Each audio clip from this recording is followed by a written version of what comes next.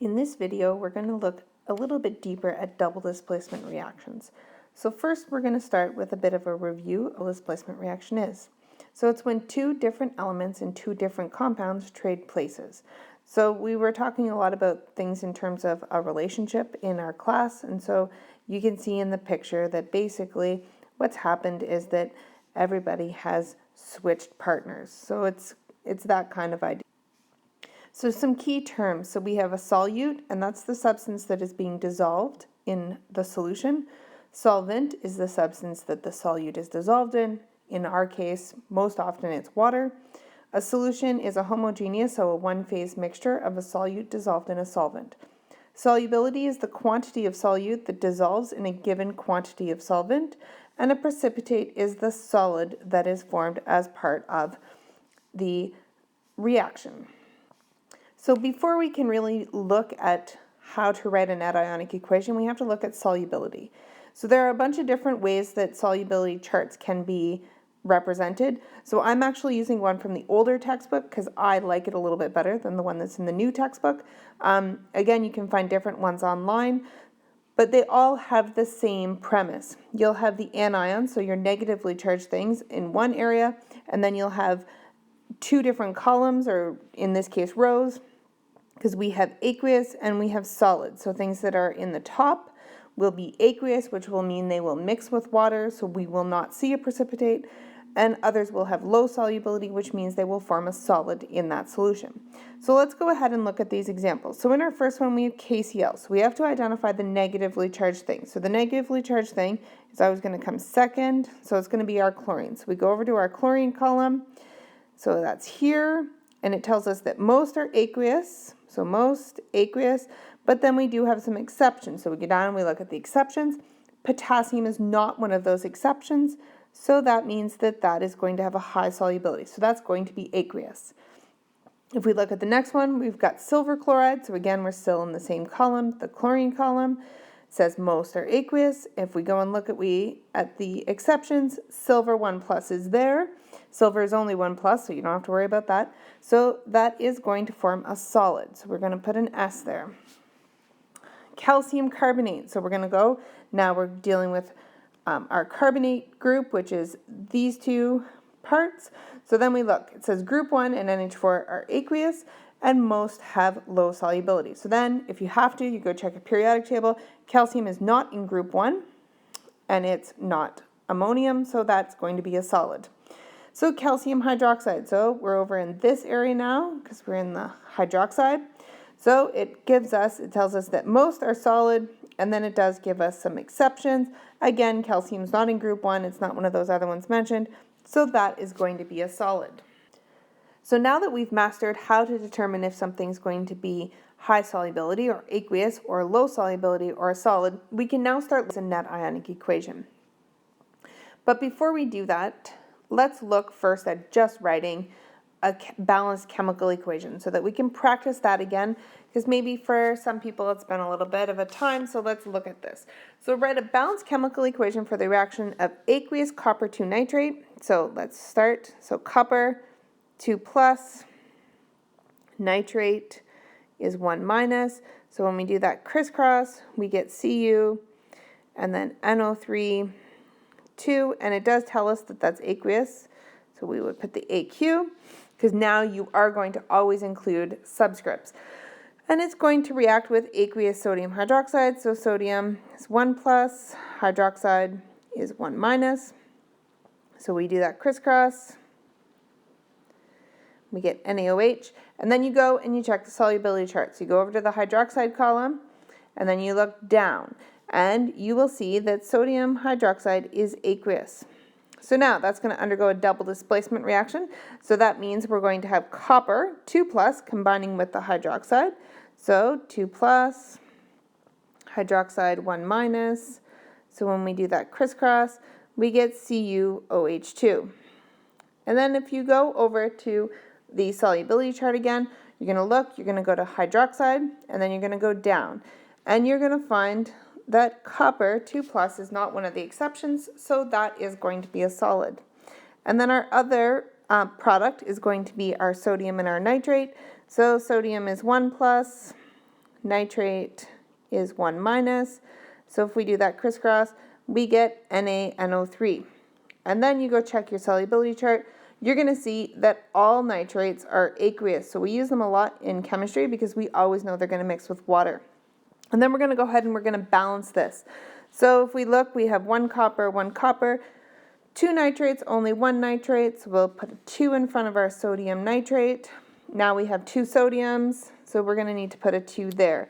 That gives us our 2 hydroxides that we need, so that is balanced. Okay, so here are net ionic equations.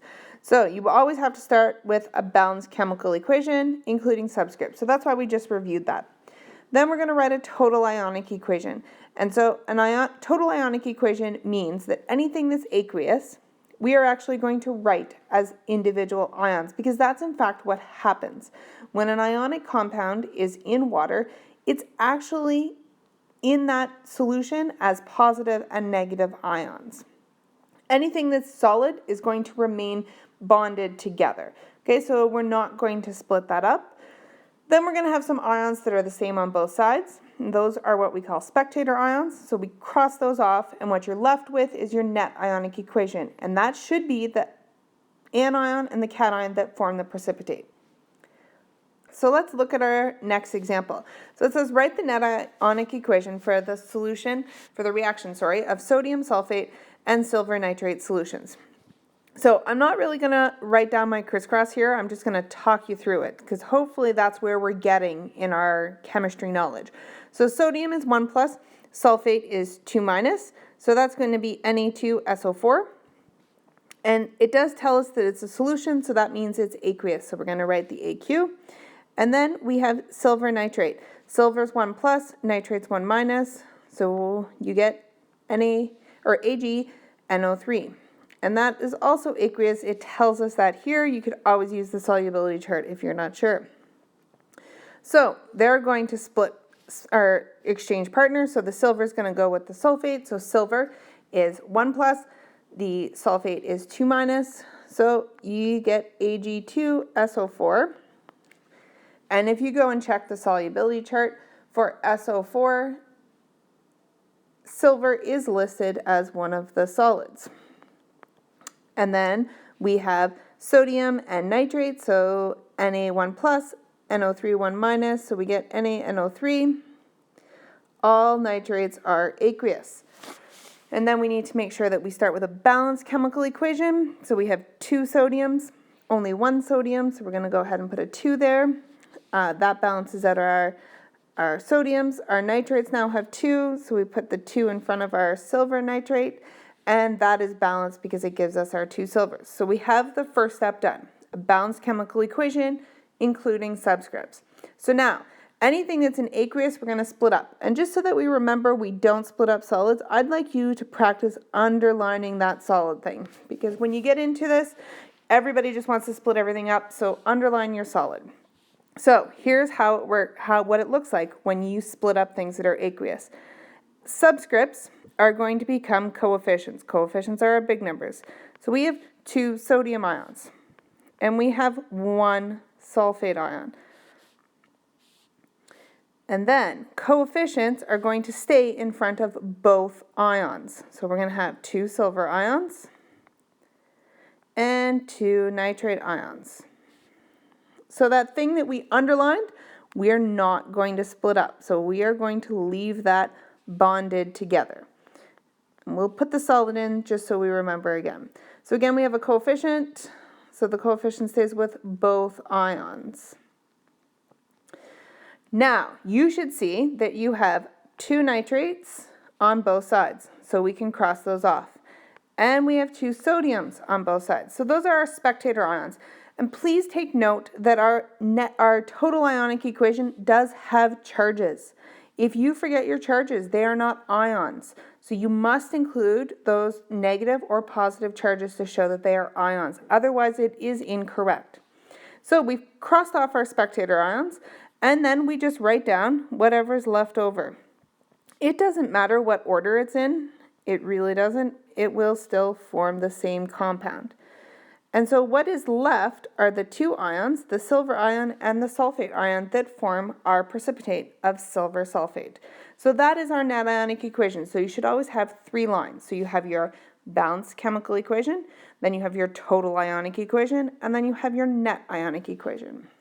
Let's just do another example just so that you can see it again. So write the net ionic equation for the reaction of lead 2 nitrate and potassium iodide.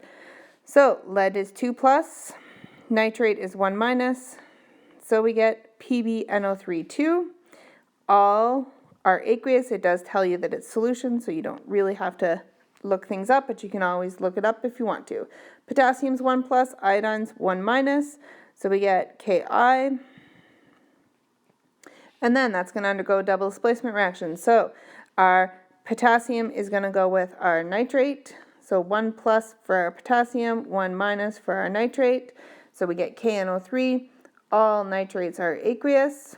And then we have lead 2 plus with our iodine 1 minus.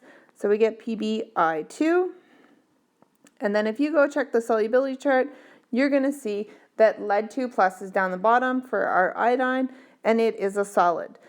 So let's balance this equation before we go any further. So we have 2 nitrates, only 1 nitrate, so we'll put a 2 there. That gives us 2 potassiums, so we'll put the 2 there, and that balances out our iodines.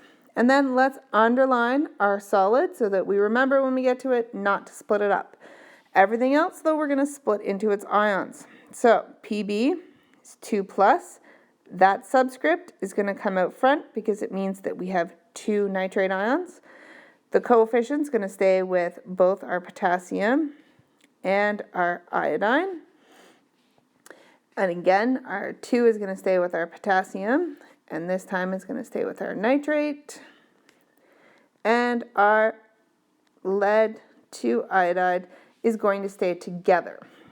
So then we're going to look what's the same on both sides. So we have 2NO3 minus, 2NO3 minus, so we can cross those off. 2K plus, 2K plus, so those are our spectator ions. And then if we write down what's left over, we should get the 2 ions that form our precipitate, and that helps us see that we've done it correctly. So there we go. We have our net ionic equation. So that brings us to the end of looking at double displacement reactions and net ionic equations. Just check those learning goals and make sure that you can in fact predict the products of a double displacement reaction and that you can write a total and net ionic equation.